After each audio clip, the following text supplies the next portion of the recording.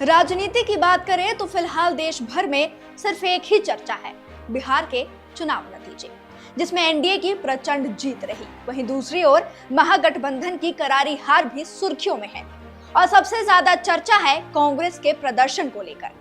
कांग्रेस की स्थिति इतनी कमजोर रही कि पार्टी मात्र 6 सीटों पर ही सिमट कर रह गई। पार्टी के वरिष्ठ नेता राहुल गांधी लगातार चुनाव प्रचार में जुटे थे, लेकिन फिर भी जनता के दिलों पर राज नहीं कर पाए। वैसे तो अलग अलग राज्यों के बड़े नेता भी प्रचार के लिए बिहार गए थे, लेकिन असर कुछ नहीं दिखा।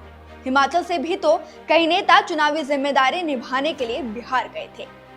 अब बिहार में जो होना था वो तो हो चुका है, लेकिन इसका असर उन राज्यों पर भी पड़ना तय माना जा रहा है जहां इस समय कांग्रेस सत्ता में है, और इनमें हिमाचल प्रदेश भी शामिल है। राजनीतिक विशेषज्ञों का मानना है कि चाहे बयानबाजी कुछ भी हो, बिहार के नतीजे हिमाचल में भी कांग्रेस के लिए आत्ममंथन का संकेत दे रही हैं। नेताओं को जमीनी पकड़ मजबूत करनी होगी और परिणाम ये संदेश भी दे रहे हैं कि सरकार को अपनी रणनीति में आवश्यक बदलाव करने होंगे। हिमाचल में भले ही कांग्रेस सत्ता में हो, लेकिन संगठन पिछले 1 साल से कमजोर स्थिति में बना हुआ है। पिछले साल 6 नवंबर को राष्ट्रीय अध्यक्ष मल्लिकार्जुन खड़गे ने प्रदेश, जिला और ब्लॉक स्तर की पूरी कार्यकारिणी भंग कर दी थी। इसके बाद से ना नई प्रदेश कार्यकारिणी बनी है और ना ही कांग्रेस मुख्यालय में कोई बड़ा कार्यक्रम आयोजित हुआ है।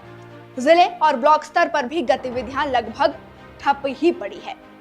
कांग्रेस अध्यक्ष का 3 साल का कार्यकाल भी पूरा हो चुका है, लेकिन नए अध्यक्ष की घोषणा में लगातार देरी हो रही है, जिससे संगठन और अधिक कमजोर होता जा रहा है।